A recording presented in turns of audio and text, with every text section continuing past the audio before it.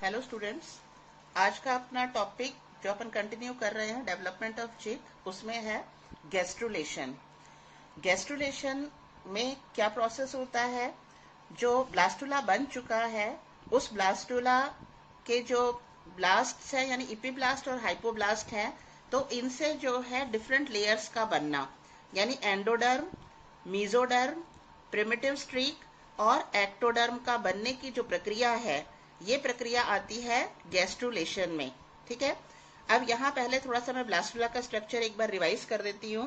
Blastula के structure में अपन ने पढ़ा चिक में कि ऊपर से यदि प्रकाश डाला जाता है तो दो एरिया बिल्कुल साफ दिखाई देते हैं। एक एरिया होता है पारदर्शी क्षेत्र और दूसरा होता है अपारदर्शी क्षेत्र।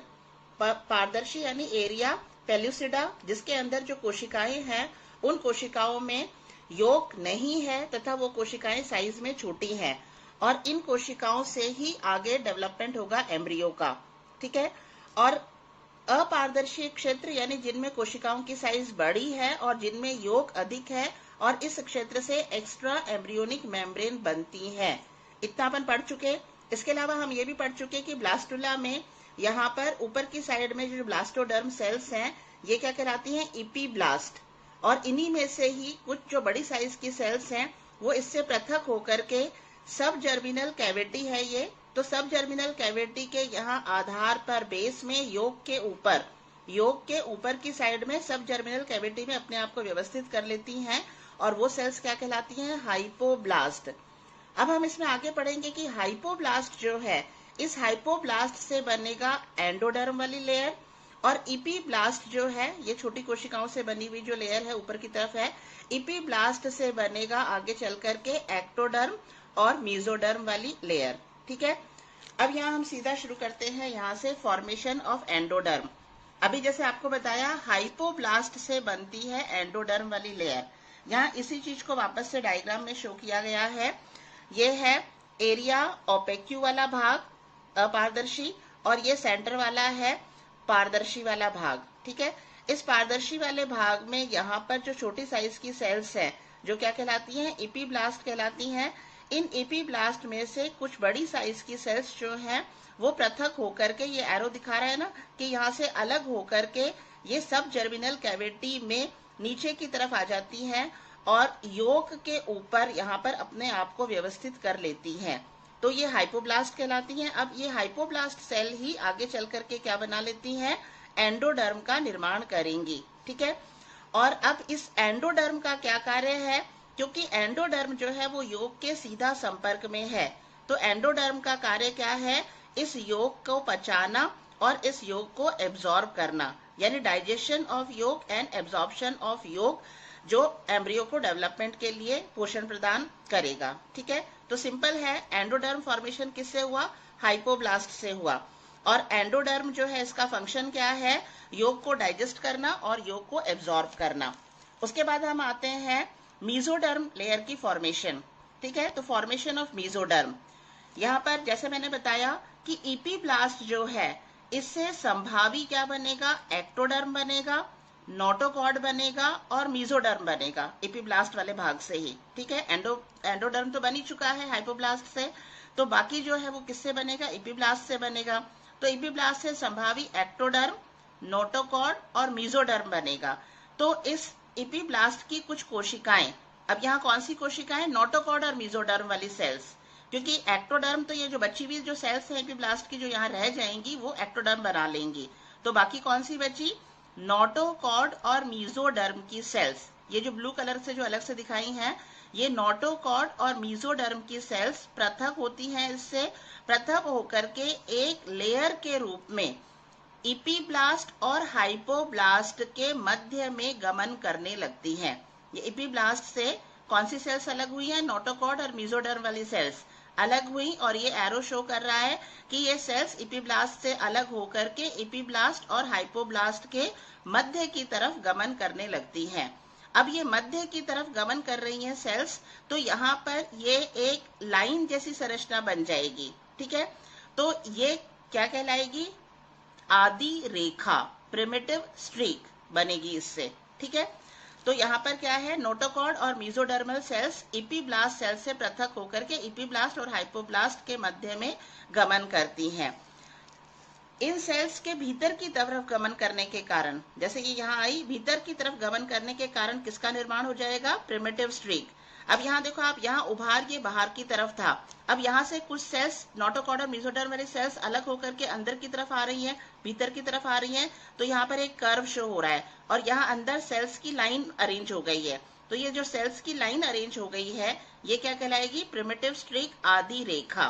ठीक है, प्रिमिटिव स्ट्रीक लंबी होने के साथ साथ, ये यहाँ एरो क्या शो कर रहा है, ये नोटोकॉर्ड मेसोडर्म सेल्स आ रही हैं, आकर के फिर यहाँ से ये वापस से इधर की साइड में बढ़ रही हैं। ठीक है, तो ये प्रिमिटिव स्ट्रीक लंबी हो रही है।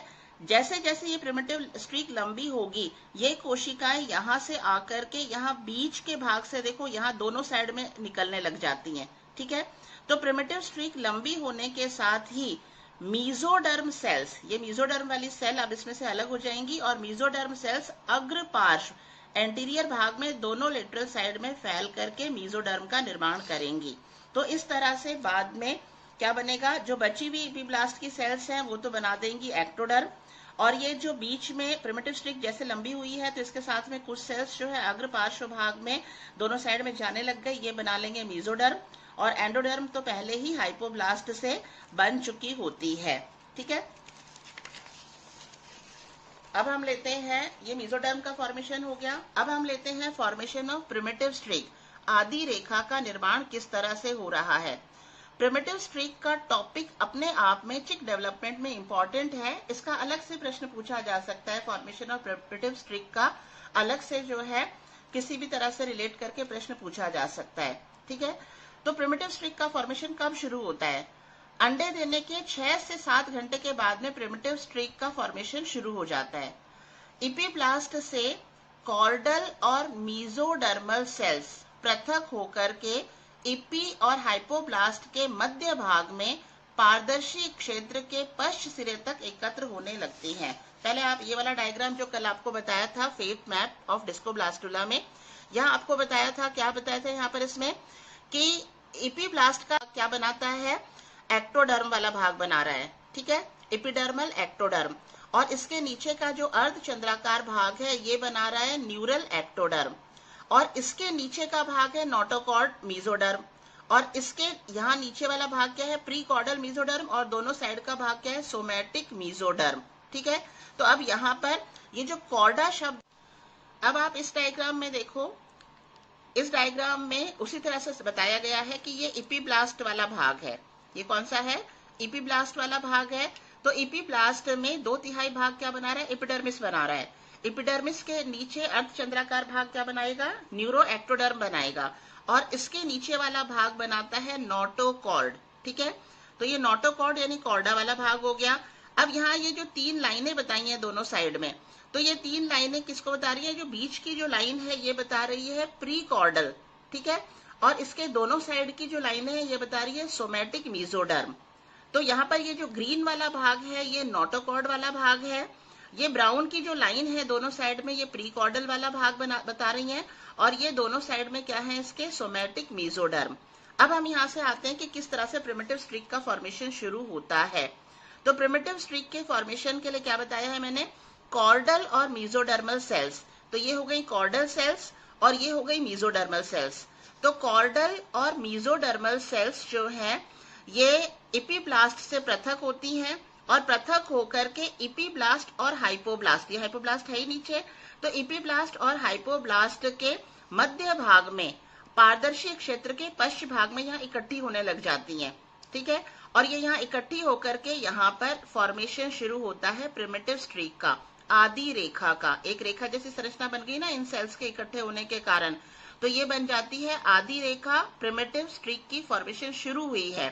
तो ये प्रिमिटिव स्ट्रिक का इनिशियल स्टेज है, इसे कहेंगे इनिशियल प्रिमिटिव स्ट्रिक, और जो है ये कब दिखाई देती है, जब 8वां घंटा होता है। ठीक है, 8th आवर, अंडे देने के 8वें घंटे के में प्रिमिटिव स्ट्रिक जो है ये दिखाई देने लगती है, तो इसको कहेंगे इनिशियल प्रिमिटिव स्ट्रिक।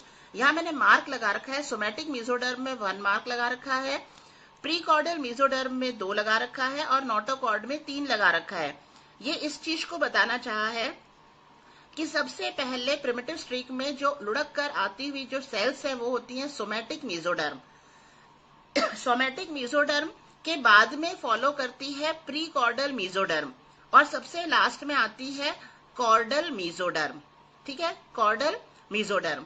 तो सबसे पहले कौन सी आई? सोमैटिक मेसोडर्म आती है, इसके पीछे पीछे आती है प्रीकॉर्डल मेसोडर्म और उसके पीछे आती है नोटोकॉर्ड वाली मेसोडर्म। तो इनिशियल प्रिमिटिव स्ट्रीक यानी यहाँ पारदर्शी क्षेत्र में प्रिमिटिव स्ट्रीक दिखाई देने लग गई है। इसके 3 घंटे के बाद में यानी आफ्टर 3 आवर्स, तो कितना टाइम हो गया? 12th आवर ऑफ डेवलपमेंट के 12th आवर में ये जो पारदर्शी क्षेत्र है जो गोलाकार होता था पहले, ये नाशपाती के आकार का दिखाई देने लग जाता है। इसका क्या कारण है? जैसे जैसे ये सोमैटिक मेसोडर्म और प्रीकॉर्डल मेसोडर्म और नोटोकॉर्डल मेसोडर्म एपिप्लास्ट से पृथक होकर के प्रिमिटिव स्ट्रीक में जुड़ रही है, एरो दिखा रही है ना, ये सेल्स यहाँ से पृथक होकर के इस प्रिमिटिव स्ट्रीक में जुड़ती जाती हैं। तो जैसे जैसे ये सेल्स इस प्रिमिटिव स्ट्रीक में जुड़ती जाती हैं, इस प्रिमिटिव स्ट्रीक की लंबाई बढ़ती जाती है और पारदर्शी क्षेत्र में ये ऊपर की तरफ आने लगती है। तो क्योंकि ये पारदर्शी क्षेत्र में ऊपर की तरफ आने लगती है, इसका जो एरिया है, जो पारदर्शी क्षेत्र का जो गोलाकार था, वो गोलाकार के बजाय अब ये कैसा हो जाता है? नाशपाती के शेप का हो जाता है। तो ये अब ये जब लगभग जो है आधे भाग तक, किसके आधे भाग तक? पारदर्शी क्षेत्र के आधे भाग तक ये प्रिमिटिव स्ट्रीक पहुंच जाती है, तो इसको कहते हैं इंटरमीडिएट स्ट्रीक। इंटरमीडिएट मतलब लगभग मिड भाग तक पारदर्शी के। ठीक है, तो 12th आवर ऑफ डेवलपमेंट मतलब इंटरमीडिएट प्रिमिटिव स्ट्रीक बन चुकी है। अब ये कंटिन्यू रहता है ये प्रोसेस, और जो सेल्स है मेसोडर्म सेल्स जो है वो आकर के इससे जुड़ रही हैं। ठीक है, अब यहाँ देखो इससे लगातार आकर के जुड़ती जाती हैं, जिससे प्रिमिटिव स्ट्रीक और लंबी होती जाती है और यह पारदर्शी क्षेत्र को पार करके अपारदर्शी क्षेत्र में एंटर हो जाती है। ये इतनी लंबी हो जाती है कि पारदर्शी क्षेत्र को पार करके कहां पर आ गई? अपारदर्शी क्षेत्र में पहुंच जाती है। जब यह अपारदर्शी क्षेत्र में पहुंच जाती है तब इसको कहते हैं मैच्योर प्रिमिटिव स्ट्रीक। और ये कंडीशन कब आती है? 19th hour of development. अब यहाँ आपको याद रखने के लिए क्या है? 8वें घंटे के डेवलपमेंट के 8वें घंटे में तो बनी है इनिशियल प्रिमिटिव स्ट्रीक, उसके 3 घंटे के बाद यानी कि 12th आवर ऑफ डेवलपमेंट में बनी है इंटरमीडिएट, लगभग मध्य भाग तक पहुंच गई है ये पारदर्शी क्षेत्र के, और उसके 6 घंटे के बाद में यानी 19th आवर ऑफ डेवलपमेंट में प्रिमिटिव स्ट्रीक ने पारदर्शी क्षेत्र को पार करके अपारदर्शी क्षेत्र में एंट्री ले ली है। तो जिस समय ये अपारदर्शी क्षेत्र में पहुंच जाती है तब इसको क्या कहते हैं?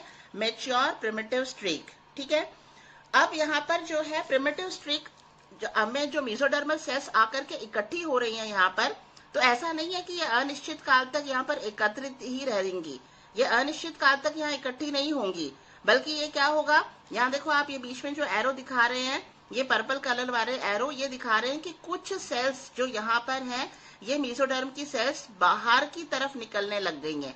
अभी तक तो इसमें ऐड हो रही थी, लेकिन अब ये बाहर की तरफ निकल रही हैं, यानी ये अंतर्वेशित होकर के, ये मध्य भाग में जो अंतर्वेशित होकर के अब ये क्या बना लेंगी? मेसोडर्म वाली लेयर बना लेंगी। ठीक है, तो ये जो है हमेशा के लिए जो मेसोडर्मल सेल्स हैं जो प्रिमिटिव स्ट्रीक में आ रही हैं, अनिश्चित काल तक यहाँ इकट्ठी नहीं रहती हैं। ये सेल्स अंतर्वेशित होकर के अग्र पार्श्व दिशा में फैल करके क्या बना लेंगी? पार्श्व दिशा में फैल रही है ना आगे की तरफ, क्या बना लेंगी? ये मेसोडर्म की परत का निर्माण कर लेंगी। अब हम आते हैं इसमें formation of primitive groove and primitive ridges. अभी तक तो हमने देखा कि यहाँ पर ये जो सेल्स हैं ये एक स्ट्रीक बन रही है, आधी रेखा बन रही है। अब यहाँ पर क्योंकि पार्श्व किनारे पर सेल्स का अंतर्वेशित दर यानी जितनी दर से सेल्स अंदर आ रहे हैं तो उसकी दर अभिसरण दर से अधिक है, यानी अंदर आने वाले सेल्स की संख्या अधिक है और वहां से बाहर निकलने वाले सेल्स की संख्या कम है। अंतर्वेशन की दर अभिसरण दर से अधिक है। इस कारण से प्रिमिटिव स्ट्रीक की पूरी जो लंबाई है उसका जो पृष्ठ सतह है उस पृष्ठ सतह पर एक खांच बन जाती है। तो उसे क्या कहेंगे, प्रिमिटिव ग्रूव। और अधिक मात्रा में जो सेल्स हैं वो सेल्स उस खांच के दोनों साइड में अपने आप को व्यवस्थित कर लेते हैं, यानी उभार। ये क्यों बन रही है ग्रूव और रिजेस, क्योंकि अंतर्वेशन की दर जो है अभिसरण की दर से अधिक है, इसीलिए पूरे प्रिमिटिव स्ट्रिक के पृष्ठ सतह पर बन जाती है खांच और उसके दोनों साइड में बन जाते हैं उभार। ठीक है, अब हम लेते हैं फॉर्मेशन ऑफ एक्साइल स्ट्रक्चर, यानी अक्षीय संरचनाओं का निर्माण। जैसा कि हमने पहले भी पढ़ा है कि प्रिमिटिव स्ट्रिक के निर्माण में सबसे लास्ट में कौन सी सेल्स आती हैं, प्रीकॉर्डियल सेल्स एंड नोटोकॉर्डियल सेल्स। सबसे पहले कौन सी आती है उसमें, सोमैटिक मेसोडर्म वाली, उसके बाद में प्रीकॉर्डल आती हैं और उसके बाद में नोटोकॉर्डल सेल्स जो है इसमें भाग लेती हैं। तो ये सेल्स लुढ़क करके, यहाँ मैंने इसको थोड़ा सा शो करने की कोशिश की है, प्रीकॉर्डल और नोटोकॉर्डल सेल्स स्ट्रिक के अग्र भाग पर इकट्ठी हो जाती हैं। ये ग्रूव बन गई है ना, ये ग्रूव बन गई है, दिखाया है, ये रिजेस है, किनारे हैं। तो प्रीकॉर्डल सेल्स और नोटोकॉर्डल सेल्स लुढ़क करके आ रही हैं और आकर के यहाँ पर एक आगे वाले भाग में आकर इकट्ठी हो गई हैं। क्योंकि ये यहाँ आकर एकत्र हो गई हैं तो यहाँ पर एक गांठ के जैसी संरचना बना लेती हैं या उभार के जैसी संरचना बना लेती हैं। तो ये जो गांठ के जैसी संरचना है इसे हम आदि गांठ कह सकते हैं, यानी प्रिमिटिव नॉट कह सकते हैं, या इसे हम वैज्ञानिक के नाम पर हेंसेस नॉड भी कह सकते हैं। तो ये हेंसेस नॉड का निर्माण कौन सी कोशिकाओं से होता है, प्रीकॉर्डल सेल्स और नोटोकॉर्डल सेल्स से। ठीक है, अब इस हेंसेस नॉड का क्या कार्य है, इस हेंसेस नॉड का कार्य अपने आप में बहुत महत्वपूर्ण है, क्योंकि हेंसेस नॉड भ्रूणीय प्रेरण की क्षमता पाई जाती है इसमें, यानी आगे का जो भ्रूण का डेवलपमेंट है, इस डेवलपमेंट के लिए प्रेरणा देने का कार्य होता है इस हेंसेस नॉड का। ठीक है, अब यहाँ देखो, इस हेंसेस नॉड के पीछे एक गर्त बनाई है, यहाँ तो हो गई गांठ के जैसी संरचना और इसके पीछे है एक गर्त के जैसी संरचना, तो ये कह रहा है कि प्रिमिटिव पिट। ठीक है, अब यहाँ देखो, इसमें आगे की ओर प्रिमिटिव ग्रूव, यहाँ हिंदी वाला ज्यादा अच्छी तरह से याद रहेगा आपको, क्योंकि इसमें एक रिदम आ रहा है, आदि खांच, ये आदि खांच है, आदि गांठ के पीछे आदि गर्त में समाप्त हो जाती है। इजी है ना रिमेंबर करने के लिए, क्या है, आगे की ओर आदि खांच आदि गांठ के पीछे आदि गर्त में समाप्त हो जाती है। ठीक है, और नोटोकॉर्डल सेल्स, नोटोकॉर्डल सेल्स यहाँ समाप्त हो गई है, और नोटोकॉर्डल सेल्स जो यहाँ आकर गांठ बना रहे थे, ये अभिसारित होकर के आगे की तरफ एक जीव के जैसी संरचना, जिह्वा के जैसी संरचना बना लेते हैं। ये जो जिह्वा के जैसी संरचना बनती है नोटोकॉर्ड सेल्स से, ये कहलाता है इसका हेड प्रोसेस।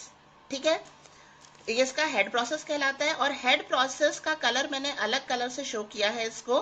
हेड प्रोसेस का भी आगे का भाग बना होता है प्रीकॉर्डल मेसोडर्म से और पीछे का भाग बना होता है नोटोकॉर्ड का, क्योंकि सबसे पहले जो प्रिमिटिव स्ट्रिक बनने में जो सेल्स आ रही है वो कौन सी है, सोमैटिक मेसोडर्म की, फिर उसके बाद आ रही है प्रीकॉर्डल की, और सबसे लास्ट में कौन सी आ रही है, नोटोकॉर्ड की। ठीक है, तो हेड प्रोसेस का भी आगे वाला भाग किसका बना होता है, प्रीकॉर्डल मेसोडर्म का, और पीछे का भाग किसका बना होता है, नोटोकॉर्डल सेल्स का।